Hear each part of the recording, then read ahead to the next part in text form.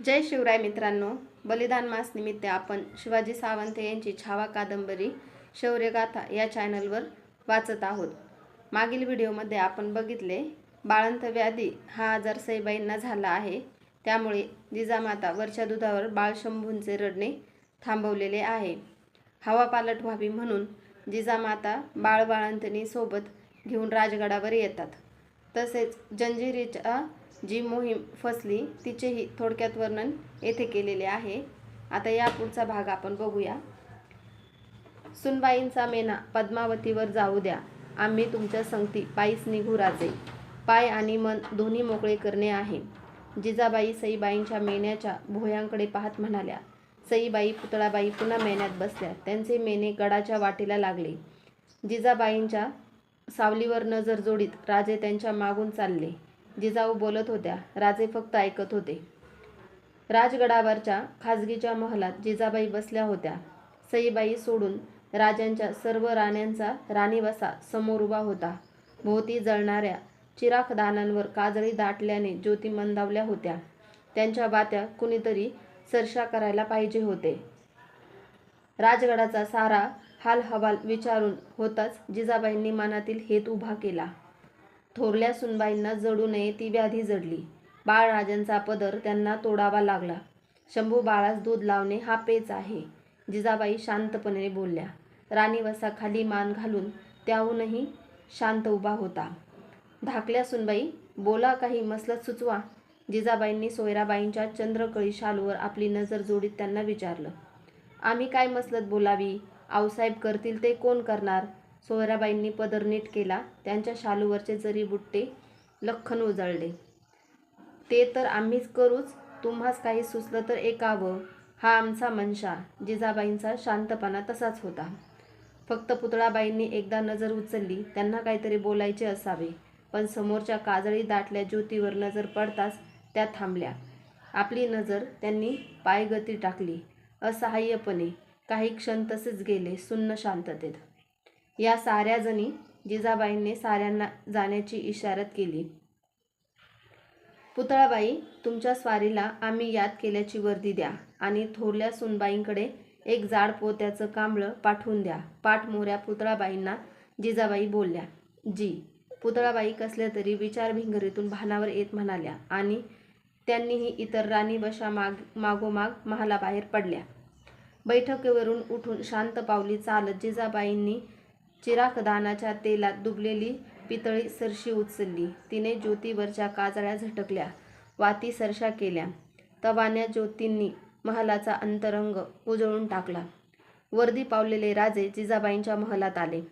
या राजे, बाळराजांसाठी काही योजूनच आम्ही तुम्हाला यात फरमावलं। जिजाबाई समोर उभ्या असलेल्या राजांना धीराने बोलल्या। आज्ञा आऊसाहेब, आम्हाला वाटतं बाळराजांसाठी एखादी दूधाई जोडावी। जी। राजांनी चकमकून वर पाहिले, ती नजर दुखारी होती। घोटाळला त्याविना दुसरा मार्ग नाही, जिजाबाई समजावणीच्या बोलात बोलल्या। मासाहेब करतील ते सारं समजूनच, पण राजांना काहीतरी बोलायचे होते। उद्याच आम्ही कापूर होळास गड्यांच्या धाराऊला बलावू धाडणार आहोत, हे ठरलं। जी। म्हणून राजे मुजरा करीत तसेच 5 कदम मागे हटले। ते महालाबाहेर पडत असताना मागून अतिशय ओथंबलेली साद आली। तिने राजांना उंबरठ्यातच जखडून टाकले। राजे, तुमचे बोलणे तसंच मनी ठेवून चाललात, आम्ही ते जाणतो। शांतपणे ऐका। तुमच्या एकाही राणीसाहेबांचा पदर बाळराजांना जवळ घेण्या एवढा मोठा नाही झाला, पण राजे असले पेच उरात लपविता लपत नाही। आम्ही तुमच्या आऊसाहेब आहोत। राजांना मागे वळून बघवत नव्हते। जडावलेल्या पावलांनी त्यांनी समोरचा उंबरठा ओलांडला। अवघ्या गुंजळमावळ खोऱ्यावर कुसळी गवताची कुरणे उठली होती। रानवाऱ्याबरोबर ती आपल्या लुसलुशा अंगावर लाटा उठवीत होती। त्या लाटा सरकत सरकत सभोवतीच्या खड्या चढणीच्या कड्यांच्या पायथ्याशी जाऊन मुरत होत्या। आभाळात तरंगणाऱ्या एका घारीने कोंबड्याच्या पिल्लाचा सासूत घेऊन खाली झेपावताना एक कर्कश शीळ भरली। कोंबडीने पंख फुलवून क्वाक क्वाक क्वाक करीत पिल्लांना झुडपात आसरा घ्यायची इशारत दिली। घारीची शीळ गुंजनमाळाभोवतीच्या कड्यांना धडकून परतली आणि गुंजवणीच्या खळखळाटात बुडून गेली. झुंजारराव मरळांनी टाच दिलेला घोडा गुंजवणीच्या पाण्यावर एक फव्वारती पांढरी रेघ रेघून पार केला. आऊसाहेबांचा सांगावा घेऊन झुंजारबा मरळ कापूरहोळच्या गावठाणाकडे घोडा फेकू लागला. त्याच्या पगडीखालून निसटलेले घामाचे ओघळ कानशिलावरच्या पांढऱ्या कल्ल्यांवर उतरले होते. नसरापूर मागे पडले आणि एका मजलेतच झुंजाररावांनी कापूरहोळची वेस ओलांडली.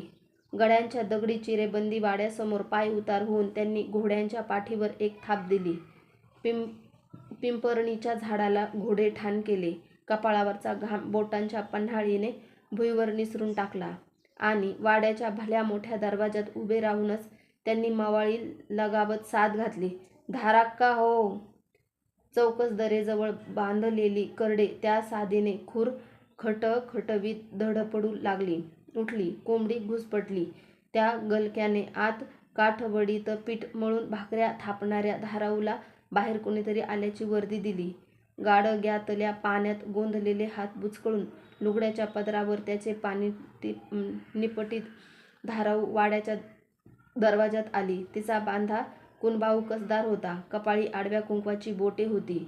उमर मध्यम असून तशी वाटत नव्हती. तब्येत निखाऱ्यावर फुलल्या भाकरीगत डौलदार होती. मळवटावरच्या कातड्यावरचे आडवे कुंकू वर चढवीत तिने विचारले, साद घातली जणू. कोण? झुंजारबा. नी बाहेरच बरं उभं यावं की आत? हा, ते काय येळ नाही. राजगडावरनं आऊसाहेबांचं बलावून घेऊन आलो. झुंजारबा धाराऊला बोलले. पर समधी शिवारात गेल्यात नी. समध्यांचं काय काम हाय? बलावू तुला हाय. मला नसल जी. माझी पोरं हाईत राजांच्या लष्करात. तेसनी असल. का? कान फुटलं की काय माझं? खुद आऊसाहेबांनीच सांगितलं की धाराऊला मोहरं घालूनच घेऊन ये म्हणून. झुंजारबांनी वाड्याच्या दरडी उंबरठ्यावर पाय आपटून पायतानावरची झूळ झटकली. आत्ता व? म्हणत धाराऊ बिगी बिगी आत गेली. परसातून तिनं कुणाच्या तरी पोराला शिवाराकडे पिटाळलं. मिळतील ती लुगडी चोळ्या तिनं एका फडक्यात ठेवून त्यांचे बोचके आवळले. रायजी आणि अंतोजी हे धाराऊंचे भरल्या माटेचे 2 तरणे मुले शिवारातून आले. त्यांच्या आईनं त्यांना सारा करीना सांगितला. आपल्या अस्तुऱ्यावर वाडा सोपावून ते दोघंही का बरं बलावू आलं असल अशा मनाशी विचार करीत पाठीवर ढाला बांधून तयार झाले. गुळपाणी घेऊन हुशार झुंजारबांनी ठाण केलेले घोडे सोडले. त्यांच्या मागून पायातली चपली कुरकुर वाजवीत काखेतून घसरणारे बोचके गोंदल्या हातांनी सावरीत धाराऊ चालू लागली. रायजी आणि अंतोजी तिच्या दुतर्फा चालले. गड्यांची धाराऊ राजगडाकडे निघाली. पिकल्या भातखाचरांच्या बांधावर उतरलेले करडे कवडे गडौलत माना फिरवत होते. त्यांनी टिपलेल्या भाताच्या गोट्यांनी त्यांचे गांजे फुलले होते. कापूरहोळच्या शिवेजवळची महादेवाची देवळाची घुमटी आली तसे चालता चालता थांबून पायातली चप्पल खिणभर उतरवून त्या घुमटीला हात जोडून धाराऊ आपल्याशीच बोलल्यासारखी पुटपुटली. शंभूर महादेवा. धाराऊ राजगडावर आल्याची वर्दी जिजाबाईंना मिळाली. त्यांनी तिला आपल्या महालात बोलावून घेतलं. धाराऊने पुढे होत जिजाबाईंच्या पायांना हात लावून 3 वेळा नमस्कार केला. धाराबाई, एक जोखमीची कामगिरी तुझ्यावर सोपवण्याचा आमचा इरादा आहे. तुझी कूस इमानाची, तुझं मूल राजांच्या शिबंदीत म्हणून ही बात आमच्या मनी आली. सांगा जी, आम्ही पायाची माती. धाराऊ आदबीने म्हणाली. नाही धाराऊ, आता तू बाळराजांची दूध आऊ होशील. आमच्या शिवाबा राजांच्या शंभू बाळांना दूध पाजण्याची जोखीम आम्ही तुझ्यावर टाकावी म्हणतो. तुझा इरादा काय? नुकत्याच दगावलेल्या आपल्या 6 महिन्यांच्या छोट्या लेकीच्या सईनं धाराऊचे बाबडे डोळे पाणावले. आपण ऐकतो ते खरे आहे यावर तिचा विश्वास बसेना. बसावा तरी कसा? राजाच्या लेकाला माझं दूध आणि आम्ही कुणबी गरिबांची थट्टा होती आजी. धाराऊ कळवळून बोलली. इमानी माणसाची थट्टा करण्याचं आम्हास काही साधत नाही.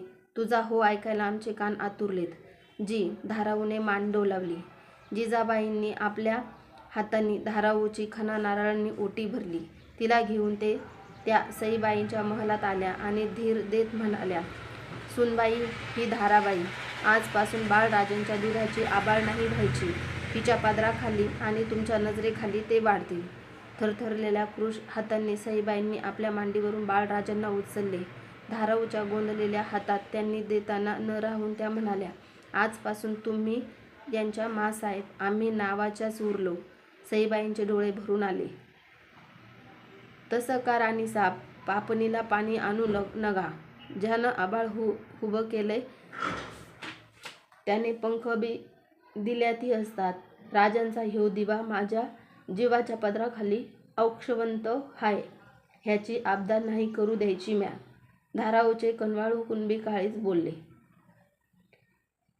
त्यांचे बोलणे ऐकायला जिजाबाई महलात नव्हत्या. श्रींच्या कल्याणकारी राज्याची आनभाग शंभू महादेवासमोर घेणाऱ्या एका राजाचा लसलसता अंकुर एका कुणबिणीच्या पदरात होता. धाराऊ नावाप्रमाणे शंभू बाळाच्या दुधाच्या धारेची आऊ बनली होती. जगदंबेनेच त्या दोन जीवांची सांगड जोडून दिली होती. तर आज आपण इथेच थांबूया.